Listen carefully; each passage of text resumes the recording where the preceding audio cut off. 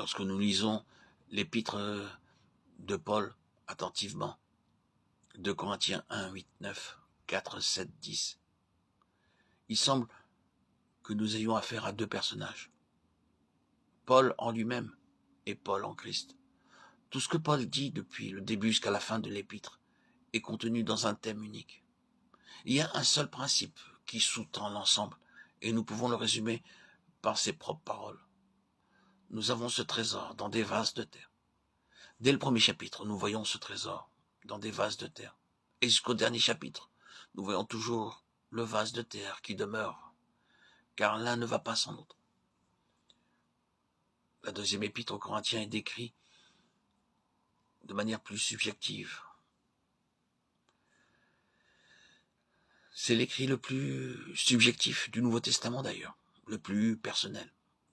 Les autres épîtres nous apportent une certaine mesure de la révélation de Dieu. Mais la seconde épître aux Corinthiens est unique en son genre, car elle nous montre la sorte d'homme à qui et par lequel Dieu veut accorder sa révélation. Sans cette épître, nous aurons bien sûr eu connaissance de l'œuvre accomplie par Paul, mais nous n'aurions pas pu connaître l'homme par qui cette œuvre a pu se faire. C'était un vase de terre. Lorsque je suis devenu chrétien, je me suis forgé un concept de ce que devait être un chrétien. Et j'ai essayé en faisant de mon mieux de ressembler à ce modèle. Je pensais alors que si seulement je pouvais parvenir à ce standard, j'atteindrais la perfection. Mon ambition, c'était d'être parfait. Mais j'avais mes propres pensées concernant ce standard de la perfection. Je pensais qu'un chrétien devait sourire du matin jusqu'au soir. S'il venait à verser des larmes, il cesserait d'être victorieux.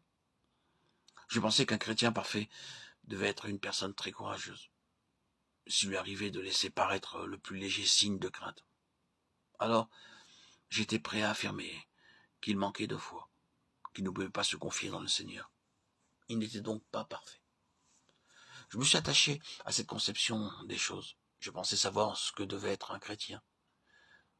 Mais un jour, alors que je lisais dans la deuxième épître aux Corinthiens, je suis arrivé au passage où Paul disait qu'il était attristé.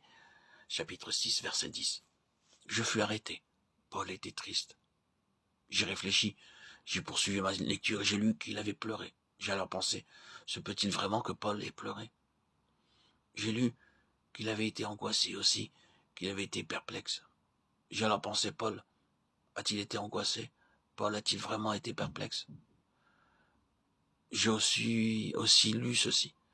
Nous avons été accablés à l'extrême au-delà de nos forces, de telle sorte que nous désespérions même de conserver la vie. J'étais étonné. Paul avait-il pu connaître le désespoir?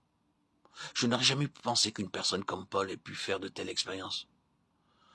Cependant, à mesure que je lisais, j'ai peu à peu pris conscience que les chrétiens ne constituent pas un nouvel ordre d'êtres angéliques, et que Paul n'était pas tellement différent de nous. En fait, j'ai découvert que Paul était un homme semblable à l'homme que j'étais. Nous voyons un homme qui craint et qui cependant est fort, qui est entouré d'ennemis et qui n'est pas limité par eux. Il paraît vaincu, sans cependant pouvoir être détruit. Nous pouvons remarquer sa faiblesse, mais il déclare que lorsqu'il est faible, il est fort. Nous voyons qu'il porte en son corps la mort de Jésus. Mais il dit aussi que la vie de Jésus se manifeste aussi dans son corps. Il passe pour avoir une mauvaise réputation, mais il est aussi bien réputé.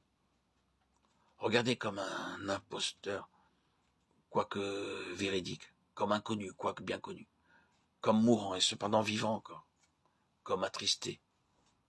Et nous sommes toujours joyeux, comme pauvres, et nous en enrichissant plusieurs, comme n'ayant rien, et nous possédons toutes choses. 2 Corinthiens 6, 10. C'est cela un chrétien.